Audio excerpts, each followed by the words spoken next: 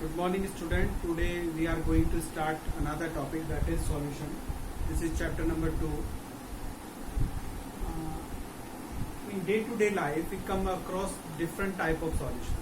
Almost all the processes occur in the body are liquid solution. और solution का एक word ऐसा है, हमारे दिमाग में एक फिल्म बनी रहती है कि जब भी सॉल्यूशन की हम बात करते हैं ना, तो कुछ न कुछ ऐसा ही आता है कि लिक्विड जैसा कुछ होगा, चाहे वो कोई मेडिकेटेड सॉल्यूशन हो, चाहे जूसेस हो, या कोई भी चीज़ हो, सॉल्यूशन इसमें इन्वॉल्व होता है। तो लिक्विड की फिल्म हमारे दिमाग में बैठी होती है। तो आज हम पढ़ने वाले हैं कि सॉल्यूशन है क्या और इसके टाइप क्या क्या होते हैं। देखिए, इसमें सबसे पहले समझने की जरूरत है सॉल्यूशन। क्लास 9 में हम पढ़ के आए हैं कि होता है प्योर सब्सटेंस। प्योर सब्सटेंस मतलब एक ही तरह का सब्सटेंस जिसके अंदर होता है, एक ही तरह के पार्टिकल होते हैं, उसको प्योर सब्सटेंस कहते हैं। और जब हम उनको मिलाते हैं आपस में, एक को दूसरे में ऐड करते हैं, तो मिक्सचर बनता है। और there are 2 type of mixture, one is homogeneous and number 2 is heterogeneous mixture. Homogeneous mixture वो होता है जिसकी composition throughout the mixture same रहती है।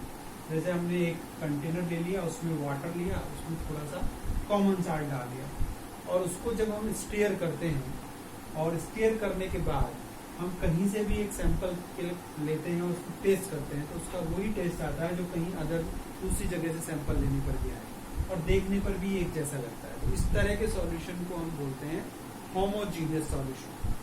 दूसरा, अगर हम एक एग्जांपल ले लें कि यहाँ वाटर के साथ हम सैंड डाल दें।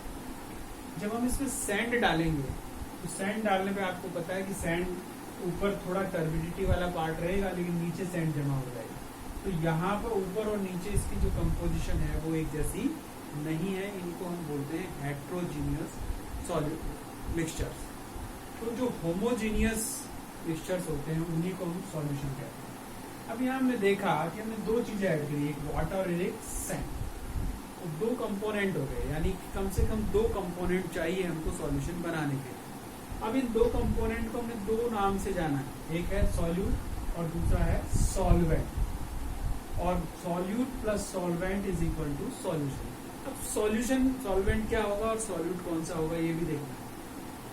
देखिए, सॉल्यूवेंट वो होता है जो लार्जेस्ट अमाउंट में होता है। और जैसे हमने यहाँ एग्जांपल लिया था कि वाटर हमने ज्यादा लिया है और सॉल्ट हमने कम लिया है, या सैंड हमने कम लिया है, तो जो कम अमाउंट में है उसको हम कहते हैं सॉल्यूट, और जो ज्यादा अमाउंट में है उसको हम बोलते हैं सॉल्वेंट। लार्जेस्ट अमाउंट में जो प्रेजेंट होता है किसी सॉल्यूशन में उसको हम बोलते हैं सॉल्वेंट। अब बात क्या ये है कि सॉल्वेंट होगा और एक ही सॉल्यूट होगा, ऐसा नहीं है। एक से ज्यादा भी हो सकते हैं। अगर 2 कंपोनेंट है, 1 सॉल्यूट 1 सॉल्वेंट, तो उसको हम बोलते हैं बाइनरी सॉल्यूशन। अगर 3 है तो ट्राइनरी, 4 है तो क्वाटरनरी। तो इस तरह से जैसे जैसे कंपोनेंट बढ़ते जाएंगे वो अलग तरह का सॉल्यूशन बनता जाएगा। अब बात ये है कि अब हमने कहा कि एक लार्ज अमाउंट में है और एक कम अमाउंट में है, लेकिन अगर हम एक ऐसा सैंपल ले लें जिसमें दोनों को इक्वल अमाउंट में मिला लें, जैसे हम वाटर और सॉल्ट का फिर से एग्जांपल डिस्कस कर लेते हैं, और अगर दोनों एक ही अमाउंट में इक्वल अमाउंट में है, तो हम किसको सॉल्यूट माने और किसको सॉल्वेंट माने, ये क्वेश्चन है। तो क्वेश्चन का आंसर ये है कि जो इसकी रिजल्टेंट फिजिकल स्टेट होगी, अगर दोनों को मिलाने पर सॉलिड आता है तो हम साल्ट को सॉल्वेंट मानेंगे, और अगर दोनों को मिलाने पर वाटर सॉल्यूशन आता है, यानी लिक्विड सॉल्यूशन आता है, तो उसको वाटर को हम सॉल्वेंट मानेंगे। तो physical state of a solution decide which component behave as a solvent. अब बात आती है, देखिए यहाँ पर एक एग्जांपल है अलॉय का, हमने लिया ब्रास। ब्रास में कॉपर और जिंक, तो 2 कंपोनेंट है, तो 2 कंपोनेंट है, इसलिए बाइनरी सॉल्यूशन का एग्जांपल। इसी तरह में ब्रॉन्ज, कॉपर और टिन, इसमें भी 2 कंपोनेंट है, इसलिए ये भी बाइनरी सॉल्यूशन का एग्जांपल। थर्ड है जर्मन सिल्वर, इसमें देखिए 3 कंपोनेंट है, कॉपर, जिंक और निकल। इनमें से एक ज्यादा अमाउंट में होगा वो सॉल्वेंट है, और 2 जो कम अमाउंट में है वो सॉल्यूट है। ये टर्नरी सॉल्यूशन का एग्जांपल हमारे पास। अब बात ये है कि जैसे ही हम सॉल्यूट ऐड कर सकते हैं, सॉल्यूट का अमाउंट हम कितना भी डाल सकते हैं, तो उससे फर्क पड़ता है क्या? जी हाँ, उससे फर्क पड़ता है। उस कंपोजिशन से, उस सॉल्यूट के अमाउंट से ही उस सॉल्यूशन की प्रॉपर्टीज डिपेंड करती है कि वो हमारे लिए कितना यूजफुल है और नहीं। एक सिंपल सा एग्जांपल हम लेते हैं कि जैसे फ्लोराइड आयन, आजकल हम हर जगह सुनते हैं कि पानी के अंदर फ्लोराइड है, तो दिमाग में बैठा है कि फ्लोराइड नहीं होना चाहिए, लेकिन ऐसा नहीं है। हर कंपोनेंट की रिक्वायरमेंट होती है एक लिमिटेड रेंज में, उससे ज्यादा होने पर वो हार्मफुल होता है, उससे कम होने पर भी हार्मफुल होता है। 1 ppm, ppm एक कंसंट्रेशन की यूनिट है, इसके बारे में हम डिटेल से थोड़ा आगे पढ़ेंगे। अभी हम जान लेते हैं कि अगर 1 ppm फ्लोराइड है हमारा पार्ट पर मिलियन, तो ये हमारे टूथ डिके को रोकता है। यानी अगर इतना फ्लोराइड आपके वाटर में नहीं है तो वहाँ टूथ डिके होने के चांसेस ज्यादा होते हैं।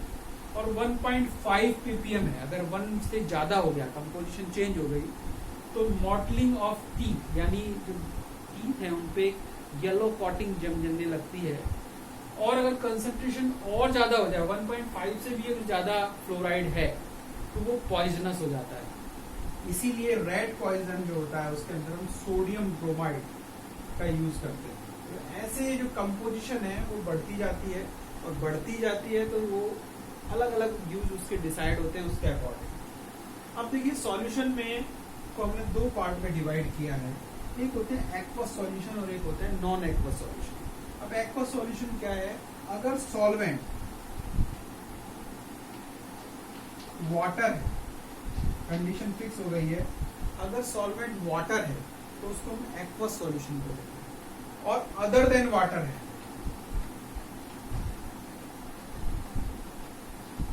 तो उसको हम बोलेंगे non aqueous solution. Non aqueous, अब अदर देन वाटर क्या हो सकता है?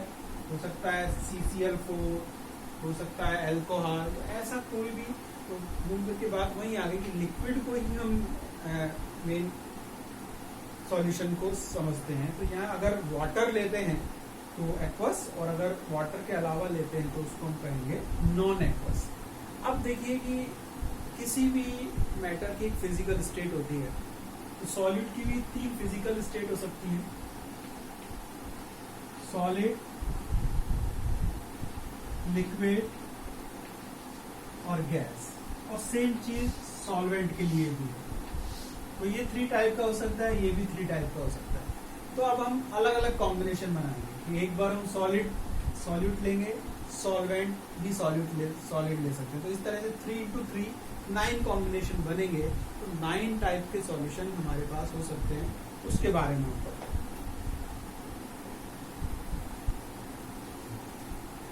अब देखते हैं type of solution. Type of solution कैसे डिसाइड होता है? क्योंकि जैसे बताया कि सॉल्यूट की भी 3 स्टेट हो सकती है, फिजिकल स्टेट, और सॉल्यूशन की भी हो सकती है। तो हम टाइप ऑफ सॉल्यूशन देखेंगे। Solute, solvent. देखिए अगर सॉल्यूट है, इसकी 3 स्टेट हमने लिखी, सॉलिड, लिक्विड और गैस। सॉल्वेंट की भी 3 स्टेट हो सकती है, तो हमने डिसाइड कर लिया, एक बार गैस ले लिया, एक बार लिक्विड ले लिया, एक बार सॉलिड ले लिया। अब देखिए अगर हमने कहा कि सॉल्वेंट की जो स्टेट होती है वो लार्ज अमाउंट में होता है, तो वो डिसाइड करता है इन जनरल कि उसकी फिजिकल स्टेट क्या होगी। तो अगर सॉल्यूट सॉलिड है और सॉल्वेंट गैस है, तो ये कहलाएगा गैसियस सॉल्यूशन, क्योंकि सॉल्वेंट कौन है? गैस। लिक्विड और गैस, अगर सॉल्यूट लिक्विड है और गैस सॉल्वेंट है, तो ये कहलाएगा गैसियस सॉल्यूशन। अगर सॉल्वेंट अगर गैस है तो वो गैसियस सॉल्यूशन। इनका एग्जाम्पल पूछ लेता है, कैम्फर इन गैस, क्योंकि कैम्फर सॉलिड है और नाइट्रोजन जो है वो गैस है, इसलिए ये गैसियस सॉल्यूशन का एग्जाम्पल है। दूसरा है क्लोरोफॉर्म इन नाइट्रोजन। तो क्लोरोफॉर्म एक लिक्विड है, और अगर नाइट्रोजन गैस है तो ये गैसियस सॉल्यूशन है। तीसरा है gas in gas, mixture of oxygen nitrogen. दोनों गैस है, दोनों को मिलाएंगे तो गैसियस सॉल्यूशन ही करने वाला है। दूसरा लिक्विड सॉल्यूशन, यहाँ पर हमने सॉल्वेंट जो है वो लिक्विड लिया है, लार्जर अमाउंट में जो प्रेजेंट है। अगर हम सॉलिड लेंगे, सॉलिड लेंगे तो सॉल्यूशन बनेगा, सारे सॉल्यूशन ये तीनों टाइप के बनेंगे लिक्विड सॉल्यूशन। एग्जाम्पल है कि पानी में ग्लूकोज डाल लो, पानी में सॉल्ट डाल लो, ये इसकी कैटेगरी में।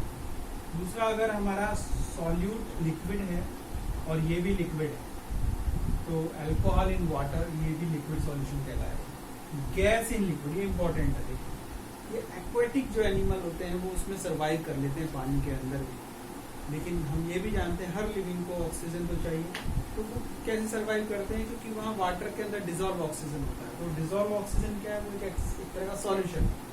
लिक्विड सॉल्यूशन का एग्जांपल है कि मैं गैस ऑक्सीजन जो है वाटर के अंदर डिजोल्व होती है। ये एक कोल्ड ड्रिंक में भी CO2 गैस डिजोल्व रहती है लिक्विड कंपोनेंट में, तो कोल्ड ड्रिंक बनता है। Solid solutions, solid copper in gold. अब देखिए यहाँ ये वाला जो टाइप है इसको इन जनरली हम सॉल्यूशन की कैटेगरी नहीं मानते हैं, क्योंकि ये होमोजीनियस होना इसके लिए पॉसिबल नहीं होता। Liquid solid, amalgam last year भी हमने पढ़ा है कि जब भी एक एलिमेंट हमारे पास है वो लिक्विड स्टेट में होता है, वो है मरकरी Hg। तो मरकरी के साथ जब भी हम किसी मेटल का अलॉय बनाते हैं तो उसको अमलगम बोलते हैं। जैसे zinc amalgam ZnHg, sodium amalgam sodium Hg। तो ऐसे कोई भी एग्जाम्पल, यानी लिक्विड हमने ले लिया और एक ले लिया हमने सॉलिड। तो अमलगम मरकरी कम अमाउंट में लेना, मेटल दूसरा ज्यादा अमाउंट में लेना। गैस इन सॉलिड्स, यानी ये भी बहुत सारी कैटलिस्टिक रिएक्शन हम पढ़ेंगे, उसमें हाइड्रोजन ऐड रिडक्शन जो पढ़ते हैं, रिडक्शन में हाइड्रोजन ऐड करते हैं। तो पैलेडियम एक सॉलिड है, मेटल है, और हाइड्रोजन एक गैस है। तो गैस सॉल्यूट और सॉल्वेंट जो है वो सॉलिड है, तो उसका एग्जाम्पल ये होता है। तो इस तरह के कई सारे इतने टाइप के सॉल्यूशंस होगा। अब मेन बात ये है कि देखो हम इसमें सॉल्यूट ऐड कर रहे हैं, कंपोनेंट को ऐड कर रहे हैं, तो उसका कंपोजिशन बन के तैयार होता है। अब वो कंपोजिशन क्या है, उस कंपोजिशन को ही हम उसकी कंसंट्रेशन कहते हैं। अब उसको अगला जो टॉपिक हमारा है वो यही है कि हम उसकी कंसंट्रेशन को एक्सप्रेस करेंगे। तो उसके दो तरीके हैं, एक तरीका है क्वालिटेटिव और दूसरा तरीका है क्वांटिटेटिव। क्वालिटेटिवली मतलब क्या है कि हम लैब में कहते हैं डाइल्यूट HCl और एक बोलते हैं कंसंट्रेट HCl या H2SO4। तो डाइल्यूट और कंसंट्रेट का मतलब क्या है, ये कहलाता है क्वालिटेटिवली। कंपैरिजन कर दिया कि इसकी कंपोजिशन इससे थोड़ी ज्यादा है, इसके अंदर सॉलिड का कंपोजिशन इससे ज्यादा है, इसके अंदर कम होगा वो डाइल्यूट सॉल्यूशन कहलाएगा, इसके अंदर ज्यादा होगा वो कंसंट्रेट कहलाएगा। तो कंपैरिजन है दोनों का, लेकिन यहाँ पर कितना है वो पता नहीं चलता। तो दूसरा मेजरमेंट है वो क्वांटिटेटिव है। तो इसमें हम पता कर लेते हैं कि कितना सॉल्यूट डिसॉल्व है सॉल्वेंट के अंदर जिसने सॉल्यूशन बनाया है। तो यहाँ पर हम इन्हीं के बारे में पढ़ेंगे, डिफरेंट टाइप के बारे में, तो हम नेक्स्ट लेक्चर। Thank you.